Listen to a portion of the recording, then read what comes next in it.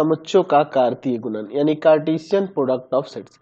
कार्तीय गुणन जानने से पहले हमें क्रमित युग्म के बारे में समझना होगा। क्रमित युग्म यानी कि ऑर्डर्ड पेयर। ऑर्डर्ड पेयर क्या होता है, पहले इसको जानना होगा। मैं यहां पर दो समुच्चय ले लेता हूं, ये दो हमारे पास अरिक्त समुच्चय है। मैं क्या करता हूं, इसका एक अवयव लेता हूं A और इसका एक अवयव लेता हूं B, ठीक है। और इन अवयवों को लेकर हम लोग इसे युग्मों के रूप में इस तरह A B या B A ऐसे करके लिख सकते हैं। तो ये जो आप लिखने का जो तरीका देख रहे हैं, एक साथ दो को लेकर युग्म बनाकर, इन्हीं युग्म को हम लोग क्या कहते हैं, क्रमित युग्म कहते हैं। क्या कहते हैं, क्रमित युग्म। तो हम इसकी परिभाषा ऐसे दे सकते हैं कि माना कि A और B दो अरिक्त समुच्चय है। अरे कोई ना कोई अवयव लेना है तो अरिक्त होना चाहिए ना जी। अब हम A का कोई अवयव, समुच्चय A का कोई अवयव क्या लिए है, यहाँ अवयव A ले लिए है, तथा समुच्चय B का कोई अवयव B लेकर दो युग्म A, B या B, A बना सकते हैं। इसी को यही युग्म क्रमित युग्म कहलाता है। क्रमित युग्म कहलाता है। यानी कि दो समुच्चय दिए होंगे, उनमें से एक सेट का एक अवयव एक दूसरे का एक अवयव लेके इस तरह ब्रैकेट के अंदर लिख देते हैं, तो यही आपका ऑर्डर पेयर यानी क्रमित युग्म हो जाता है। तो जो हम लोग क्रमित युग्म दर्शाते हैं A, B इस तरह से, तो इसमें पहले वाले को प्रथम घटक कहते हैं, है ना, प्रथम घटक कहेंगे, या प्रथम आप कह सकते हैं इसको निर्देशांक कहेंगे, प्रथम निर्देशांक, है ना जी, प्रथम निर्देशांक, है ना। इसको द्वितीय घटक या द्वितीय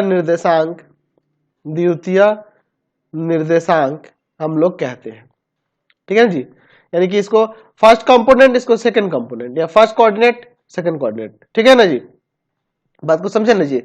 तो ये आपका फर्स्ट कंपोनेंट है और ये सेकंड कंपोनेंट है। अगर BA लिखते हैं तो ये फर्स्ट कंपोनेंट होगा, ये सेकंड कंपोनेंट होगा, समझ गए। अब याद रखने के लिए इसमें लिख सकते हैं, मान लीजिए यदि A1 B1 बराबर दिया हो A2 B2 के, ये दो क्रमित युग्म बराबर हो,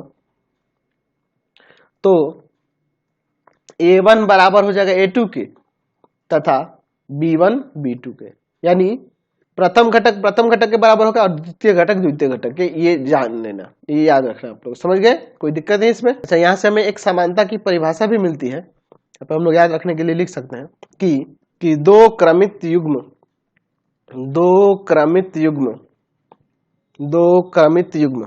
कौन कौन से क्रमित युग्म, A1 B1 जैसा कि मैंने ऊपर लिखा है, तथा A2 B2 समान कहे जाते हैं यदि और केवल यदि A1 बराबर हो A2 के तथा B1 B2 के, ऐसे आप कह सकते हैं। चलिए अब बात करते हैं हम लोग कार्तीय गुणन यानी कार्टेशियन प्रोडक्ट के बारे में, ठीक है। हम लोग बात करेंगे दो समुच्चयों का कार्तीय गुणन, दो समुच्चयों का कार्तीय गुणन, यानी कि Cartesian product of two sets, दो सेट्स का कार्टेशियन प्रोडक्ट। पहले मैं इसकी परिभाषा देता हूं, फिर मैं आपको इसको समझाऊंगा। यहां पे लिख सकते हैं इसकी परिभाषा ऐसे कि किन्हीं या किसी दो समुच्चयों A और B का कार्तीय गुणन इसी क्रम में उन सभी क्रमित युग्मों ए बी का समुच्चय है जहां उन सभी क्रमित युग्मों ए और बी का समुच्चय जहां ए पहला घटक पहले सेट से तथा दूसरा घटक यानी बी दूसरे वाले सेट से मिले। ठीक है, यानी कि जितने भी क्रमित युग्म होंगे वैसे क्रमित युग्म जिसमें पहला एलिमेंट पहले सेट से और दूसरा एलिमेंट दूसरे सेट से हो, उन्हीं सभी का समुच्चय। लिख सकते हैं कि ए तथा बी के कार्तीय गुणन को ए क्रॉस बी से सूचित किया जाता है। तो ये जो ए क्रॉस बी देख रहे हैं, ए क्रॉस बी क्या होता है जी? वह सभी ऑर्डर्ड पेयर्स में होते हैं, इसका समुच्चय होता है उन सभी क्रमित युग्मों का समुच्चय है जिसमें पहला एलिमेंट पहले वाले सेट से तथा दूसरा वाला एलिमेंट दूसरे वाले सेट से होना चाहिए। कहने का मतलब, मान लीजिए ए एक सेट है जिसमें एलिमेंट है 1 2 3 और बी सेट है जिसमें एलिमेंट है आपके पास 4 5। तो यहाँ ए क्रॉस बी की जब बात होगी तो पहला वाला पहले सेट से लेना होगा और दूसरे वाला दूसरे सेट से। एक एक करके सबको लिख देंगे इस तरह से 2 4 2 5 3 4 3 5। तो इस तरह से हम लोग कार्तीय गुणन निकाल सकते हैं, यानी कि जो भी ऑर्डर पेयर इसमें लिखेंगे वे सभी ऑर्डर पे लिख देने होंगे जिसमें पहला पहले सेट से और दूसरा दूसरे सेट से हो। हमने रेगुलर करके है ना, इसमें कंटिन्यू करके मैंने सारा यहाँ पे लिख दिया। तो यहाँ पे मैंने परिभाषा से बता ही दिया है कि ए और बी के कार्तीय गुणन में वो ऐसे अवयव का समुच्चय होता है, वैसे क्रमित युग्मों का समुच्चय होता है जिसमें पहला घटक पहले वाले सेट से हो और दूसरा वाला घटक दूसरे वाले सेट से हो। अब देखिए, अगर मान लीजिए हमें बी क्रॉस ए निकालना होता तो बी क्रॉस ए निकालना होता तो पहला घटक बी से दूसरा घटक ए से, पहला घटक बी से दूसरा घटक ए से, पहला घटक बी से दूसरा घटक ए से, पहला घटक बी से दूसरा घटक ए से, पहला घटक बी से दूसरा घटक ए से, पहला घटक बी से और दूसरा घटक ए से। इस तरह से सारा लिख देंगे जितने भी पॉसिबल है। तो ये बी क्रॉस ए। तो हमें यहाँ क्या रिजल्ट देखने को मिला कि ए क्रॉस बी जो है ना बी क्रॉस ए के बराबर नहीं होता है, क्योंकि ये 1 4 4 1 के बराबर नहीं है। प्रथम घटक के अगर बराबर होगा तो हम लोग द्वितीय घटक यहाँ पे देखेंगे। देखिए 1 4 4 1 के बराबर नहीं हो सकता, क्योंकि पहला घटक पहले के बराबर होता है और दूसरा दूसरे के। तो ऐसा इसमें तो है नहीं। और हमने ये सीखा कि अगर ए क्रॉस बी निकालना होगा तो वे सभी ऑर्डर्ड पेयर लिख देंगे जिसमें पहला एलिमेंट पहले वाले सेट से हो तथा दूसरा एलिमेंट बी जो है दूसरे वाले सेट से होगा। इसी प्रकार अगर मान लीजिए 3 set they they A B और सी, तो वे सभी क्रमित युग्म इसमें लिखेंगे ए बी सी करके, 3 एलिमेंट आ जाएंगे जहां पर पहला वाला घटक पहले सेट से, दूसरा वाला घटक दूसरे सेट से और तथा तीसरा वाला घटक तीसरे वाले सेट से होना चाहिए। समझ गए? चलिए अब इसके क्रमित युग्म में कितने अवयव होते हैं उनके अवयवों की संख्या के लिए हम लोग बात कर लेते हैं। यहाँ पे लिख सकते हैं कार्तीय गुणन जब करते हैं तो जो क्रमित युग्म हमें प्राप्त होते हैं, कार्तीय गुण समुच्चय जो हमें प्राप्त होगा उसमें जो क्रमित युग्म के रूप में अवयव होंगे वो कितने अवयव होंगे, यानी कार्तीय गुणन समुच्चय में अवयवों की संख्या कितनी होगी इसकी बात करते हैं। अवयवों की संख्या देखिए, हम लोग देखिए सेट ए में जितने एलिमेंट होंगे सेट बी में जितने एलिमेंट होंगे, ठीक है, उन्हीं के अवयवों की संख्या गुणनफल के बराबर इसमें अवयवों की संख्या आएगी। देखो इसमें 3 है, इसमें 2 है, तो 3 गुना 2 6 इसमें अवयवों की संख्या आ रही है। ठीक है ना जी, इसमें 6 अवयव है। तो हम लोग यहाँ पे इसकी परिभाषा में से लिख सकते हैं कि दो परिमित समुच्चयों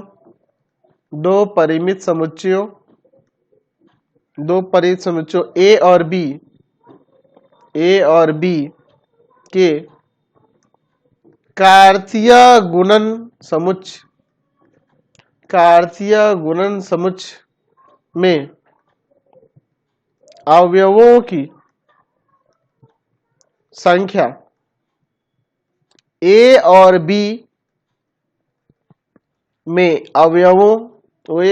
में अवयवों की संख्या के गुणनफल के बराबर होता है। यानी कहने का मतलब कि अगर मान लीजिए ए क्रॉस बी में अवयवों की संख्या पता करनी है तो हमें ए के अवयव की संख्या और बी के अवयव की संख्या को गुना कर देना होगा तो हमें प्राप्त हो जाएगा। समझ गए? जैसे ऊपर ही मैंने देखा इसमें 3 अवयव, इसमें 2 अवयव, तो इसमें कितने हो रहे हैं? उसी के उन दोनों के गुणा के अवयव की संख्या के गुणनफल के बराबर हो रहा है कि नहीं? बिल्कुल हो रहा है। चलिए अब हम लोग दो समुच्चयों के कार्तीय गुणन को तीर आरेख द्वारा दर्शाते हैं। पहले तीर आरेख द्वारा कैसे दर्शाएंगे, और फिर दूसरा हम लोग एक और देखेंगे, उसे चित्रीय निरूपण उसका कैसे किया जाता है। चित्रीय निरूपण दोनों तरीके से देखेंगे, ठीक है ना जी। मैं एग्जांपल से ही ले लेता हूं। मान लीजिए सेट ए है जिसमें एलिमेंट है 1 2 3, सेट बी है जिसमें एलिमेंट है 4 5। तो दोनों तरीके से देखते हैं। पहले तीर आरेख वाला देख लिया जाए। तो हम लोग क्या करेंगे, दो को सेट के लिए अलग अलग इस तरह से ले लेंगे। ये सेट ए हो गया और ये सेट बी। इसमें अवयव है 1 2 3, इसमें अवयव है 4, इसमें अवयव है 5, और कोई बात नहीं है इसमें। तो देखिए 1 4 लिखते हैं, याद है? इसमें जब गुना करेंगे तो 1 4 लिखेंगे, 1 5 लिखेंगे, 2 4 लिखेंगे, 2 5 लिखेंगे, ठीक है ना जी। फिर 3 4 लिखेंगे और फिर हम लोग 3 5 लिखते हैं, नहीं करते हैं जी, इस तरह से दिखाते हैं, ठीक है। तो यहाँ पे हम लोग याद है ना जी, ए क्रॉस बी लिखना होगा तो क्या लिखते हैं, 1,4 1,5। वही तीर आरेख में भी वही दर्शा दी गया, 2 4 2 5 3 4 3 5। तीर आरेख में भी वही दर्शाया गया है। और चित्रीय निरूपण में क्या करेंगे, यहाँ पे देखिए ये एक्स अक्ष वाई अक्ष कर लेंगे इस तरह से, ठीक है ना जी। इस पे सेट ए, इस पे सेट बी के अवयव। यहाँ पर देखिए 1 2 3, 1 2, इसमें अवयव है 4 5, ठीक है ना जी। इसमें किस तरह से मिलाएंगे, इस तरह से आगे ऐसे बढ़ा देंगे इसको समांतर में वाई अक्ष के, ये भी वाई अक्ष के समांतर, ये भी वाई अक्ष के समांतर।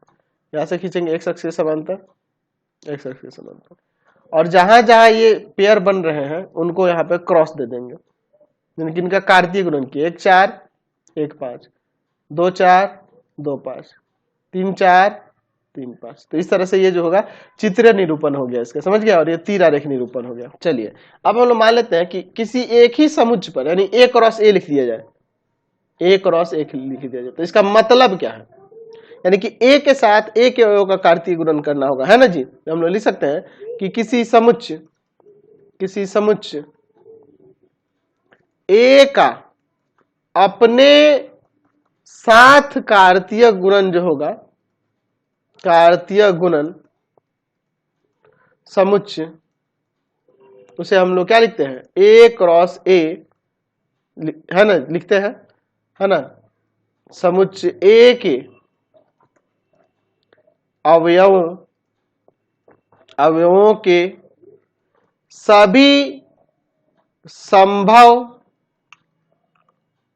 युग्म जो ए बी के इस तरह से होगा का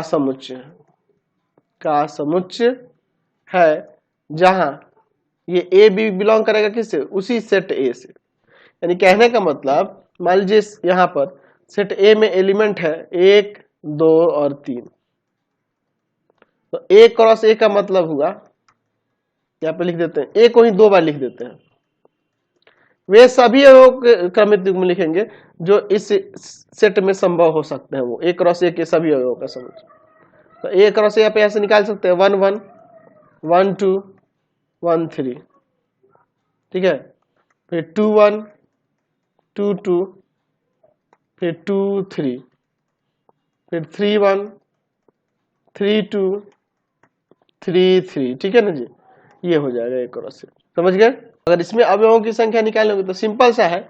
और मान लीजिए ए क्रॉस ए के अवयवों की संख्या पता करनी है, तो समुच्चय ए के अवयवों की संख्या गुना में समुच्चय ए के अवयवों की संख्या, यानी कि यही हो जाएगा 3 गुना 3, इसमें अगर गुना करते हैं तो 9 आ जाएगा।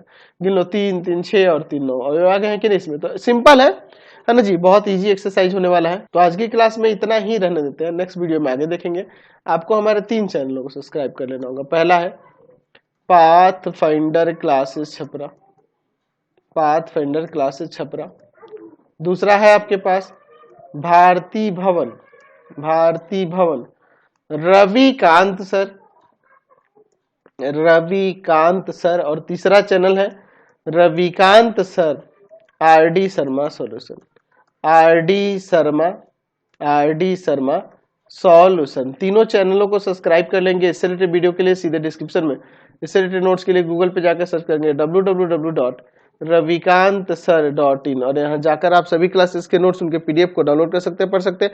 इंस्टाग्राम और फेसबुक पे जाकर पाथफाइंडर क्लासेस छपरा को लाइक एंड फॉलो करना नहीं भूलेंगे। Thanks for watching the video. Comment करके जरूर बताएं कि हमारे चैनल की वीडियोज आप सभी को कैसे लगते हैं। Thanks for watching.